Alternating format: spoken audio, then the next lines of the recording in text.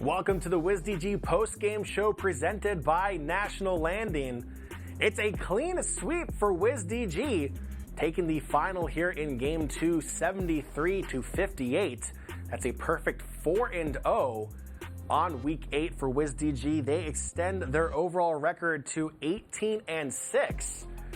They're still well in the lead in first place in the East. They are set up for success going in towards the playoffs, which are just a mere 2 weeks away. They still have a few more matchups in the regular season before it ends, and we are now going to be joined live by Newdini of Wizards District Gaming. It sounds like we are maybe having a few technical issues ourselves right now trying to connect with the WizDG Gaming studio, but we will bring that to you here in the next few moments. Just a recap here for you for today's series. Game 1 was a close one. It was 71-68 in favor of WizDG, taking the win. Again, Game 1 at 1 point. A 20-point lead for WizDG. Mavs game were able to cut back into it.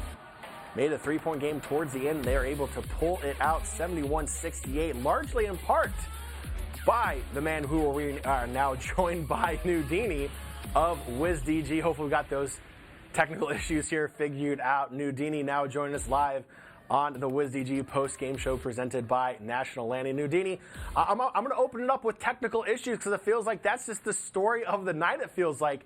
The series was delayed because of connection issues. Then in the second game, in between the third and fourth quarter, he lost connection as well.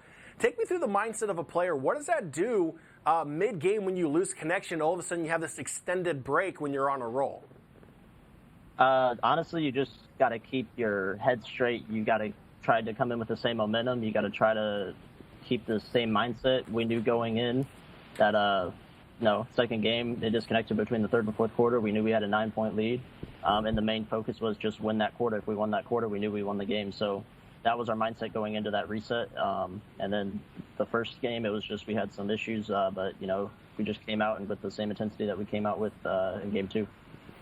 Absolutely. And take me back through Game 1 here. At one point in time, you had a 20-point lead going up against a Mavs gaming team that's kind of trying to figure out their own chemistry since that Dimes trade last week. With Reese Mode, has 4 games against you guys this season. He's now 0-6 against you guys in 2021. But it's a different kind of feel for this Mavs gaming team. Were you surprised they were able to come back after being down by 20? I mean, I'm not really surprised. I think it was more our fault than them. I feel like there was a lot of miscommunication on our defensive end when they started to make that run. But like everybody knows, basketball is a game of runs. They went on a run. We just had to stop it, and we just had to get out of that game with a win. And we did. I think we only won by 3. So going into the next game, we just knew that we had to be clicking on all cylinders and moving as a unit on defense instead of, not trusting each other, not being on a string with each other. Oh, absolutely. And that chemistry came back together there in Game 2. You guys were able to finish it off in Game 1.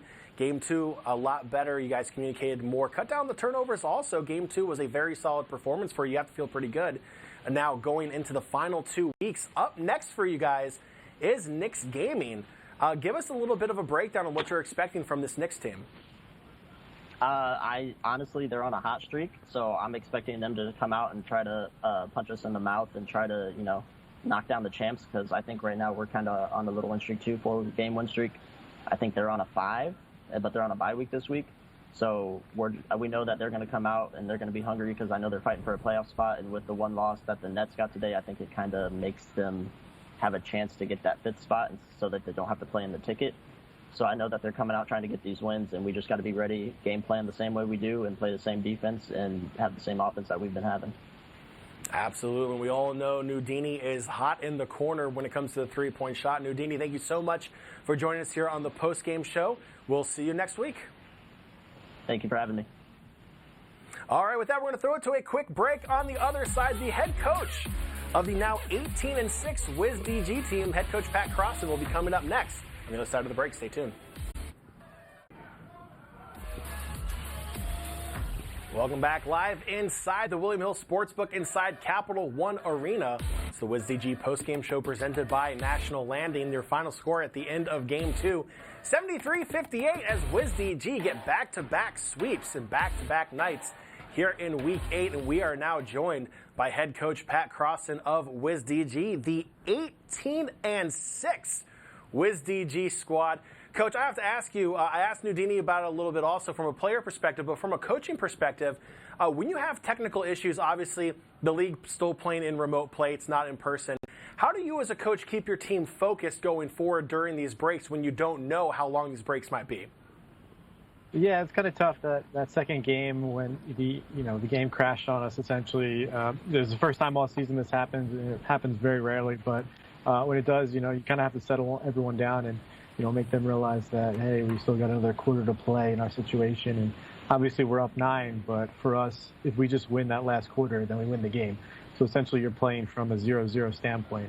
I think just staying in the present is the best thing you can do. And, our guys were locked in throughout. And obviously you saw B-Rich, he was feeling it in that fourth quarter kind of disaster recovery game, so to say. So happy that he stepped up for us. Yeah, B-Rich was definitely feeling it in Game 2, but I want to go back to Game 1 real quick with B-Rich also. Towards the end of the fourth quarter, it was a very close game, 3-point game. Smart heads-up play by Dayfry to inbound the ball into the backcourt to B-Rich, who gets fouled, goes to the line, sinks two crucial free throws. Talk to me a little bit about B-Rich and how he's evolved as a player since his introduction to the starting 5 back in Week 3. Yeah, it's luckily for B-Rich, with us, he was with us all last season. So, he's an absolute glue guy for us. He knows how to play the shooting guard position. Kind of threw him in the lineup that second Warriors game. We kind of started that run, putting him at shooting guard. And ever since then, he's just kind of gotten in every day to work, and he's gotten better. So, we'd like to see a little bit more out of him, making the right moves and stuff and making the right reads. But, we're throwing him into a tough situation. He's bailed us out a couple of times, so very happy with how he's been over the past couple weeks for us. Absolutely. So we previewed it a little bit before we got into the first game. WizDG put out a tweet asking fans to predict how the series was going to go. And then a familiar face popped up there. The head coach of Knicks Gaming decided to respond. Almost feels like he's kind of scouting you out since you're his next opponent. What are you looking forward to going into this Knicks Gaming matchup, this team that's actually playing pretty hot, fighting for a playoff spot? A lot of offense from the Knicks. The coach of the Knicks, Rudy, is a good friend of mine. I grew up playing with him before the 2K League, in big tournaments and leagues and stuff. So, we have a friendly rivalry. We talk every night, and, their team is very offensive focused with Duck and Malik as the 1 and 2. And, if we can create some havoc with them, I think I like our chances. All right, head coach Pat Crossan, thank you so much for joining us on the WizDG postgame show, and we'll see you next week. Thanks, John. See you next week. All right, that will do it for us here tonight. Week 8 concludes with a 4-0 perfect week for WizDG. Next match comes next week, August 5th, 7 p.m. against Knicks Gaming. And then they'll have their second game of the week as well, August 7th against Gen G at 7 p.m. as well. Until then, on behalf of our production crew, my name is John Byram. Thank you so much for watching. We'll see you on Thursday.